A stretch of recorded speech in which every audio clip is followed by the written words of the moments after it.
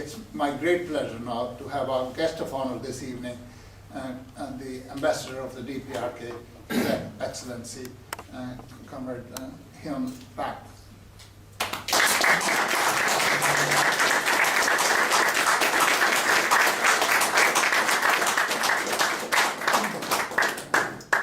Thank you very much, Mr. Chair. Well, first of all, let me express our thanks and gratitude for strong support and solidarity to the Korean people in their struggle to defend their sovereignty and, defend ourselves against the provocative war actions by the United States and our enemies. It is really good encouragement to the people. I really appreciate that. And I'm very much moved by the speakers' well-informative and very correct analysis of the situation, as well as your assessment and your strong statement of support. Well, I'd like to stress that one or two things. As you are well aware, these days the Western media, including the UK, Reuters and BBC or Telegraph or Guardian, all newspapers and mass media are talking about tense situation on the Korean Peninsula. But the point is, the problem here is that they are describing as if DPR Korea is provocating, but that is not true. We are being provoked by the United States and South Korea, and we are only responding to that provocation and to their military threat.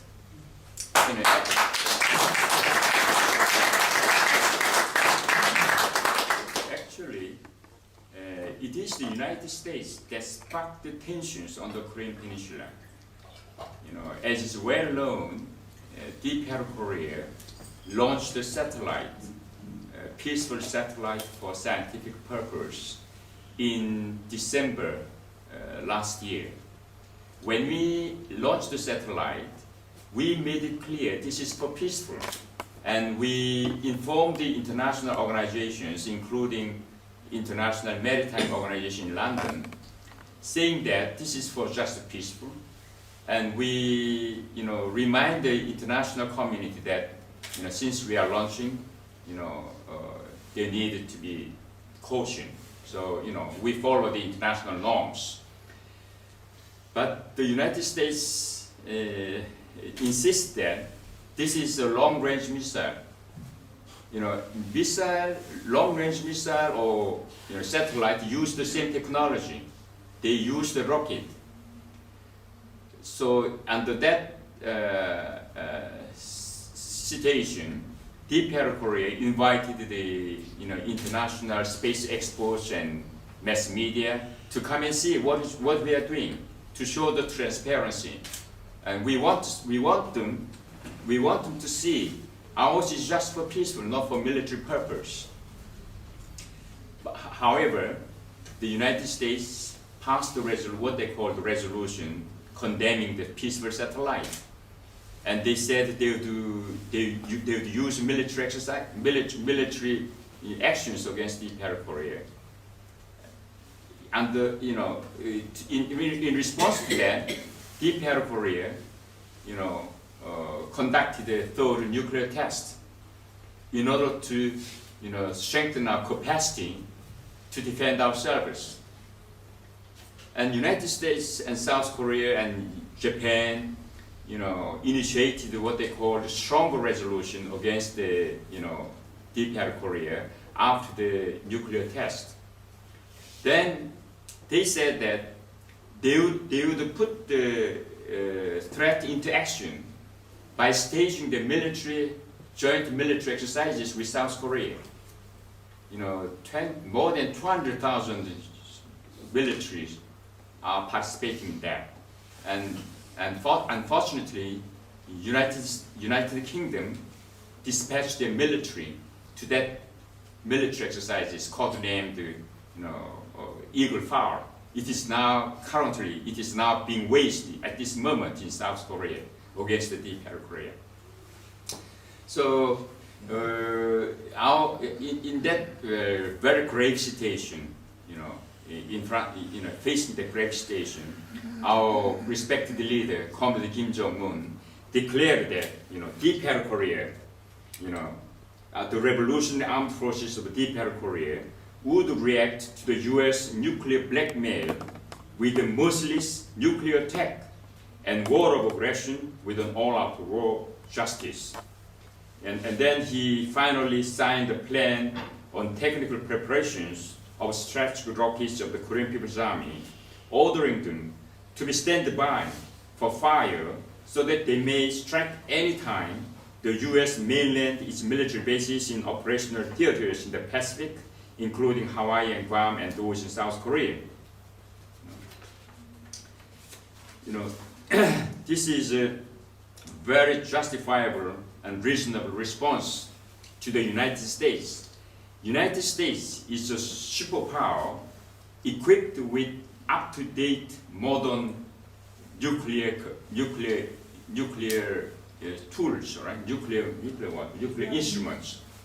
As the speakers rightly said, that they are mobilizing strategic nuclear bombers, B-52 and B-2, and again they flew over South Korea, the F-22 jet fighters, and they are practicing targeting the Deep Korea. So under that very serious discussion, very serious circumstances, our leadership declared our response, that is, strike back the nuclear blackmail with nuclear war. This is well supported by the peace-loving people all over the world. And in this regard, I really thank you for solidarity meeting and good message. So.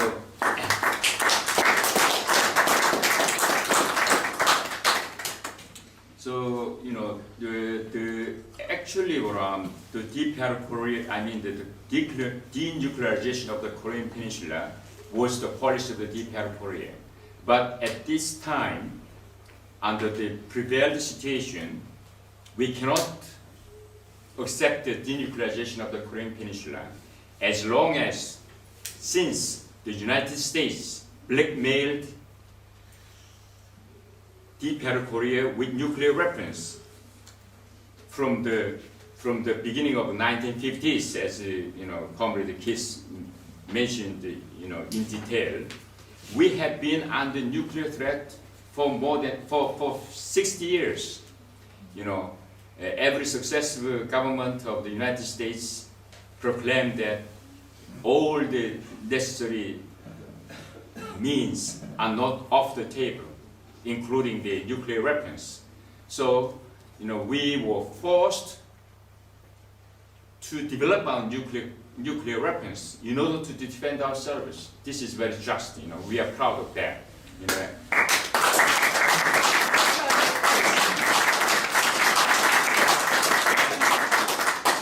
In last March 31st, our respected Comrade Kim Jong-un set forth a strategic line on pushing forward simultaneously the line of economic construction and nuclear arms. In other words, it is an advancement, and it is an advanced policy based on the simultaneous development of economic construction and national defense, which the policy of which was put forward in 1962 by our great leader, President Kim Il-sung. So our great leader, our great leader, Comrade Kim Il-sung, and great leader, Comrade Kim Jong-un, lay the basis to defend ourselves in any circumstances in which the United States can break the war of can break the nuclear war. So our nuclear weapons serve as a strong war deterrent, and war deterrent to defend our national security and to defend our sovereignty. So I wanted to just point out this, and if you have any questions, I'm prepared to to reply or to answer. Thank you.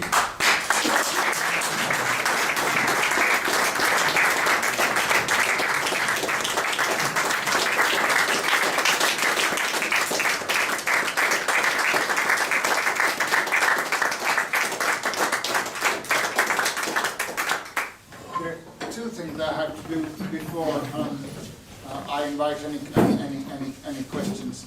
Well, the first thing I would like to say is, Your Excellency, we're very grateful to you that you came to this meeting so you could see the sentiment of, I suppose I'm a biased person, of the best working class organization in this country towards the question of Korea. We may not at the moment have the following of the majority of the working class in this country, but we hope to put that thing right. We hope to be able to do that. So these people in this room represent the finest of the working class in this country, and they are with you.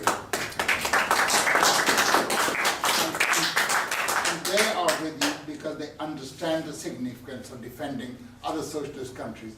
Being Marxist-Leninists, we're not guided by nationalism, we're guided by proletarian internationalism. That is the bedrock of our solidarity. What you do helps us a lot, and whatever little we do, we hope it helps you, because we intend to take this message beyond this room and try and spread it as far as widely as we can. But I think really on a world scale, your message is well understood. It's only in the imperialist countries that your message is not well understood. We work in an imperialist country and we intend to put that right.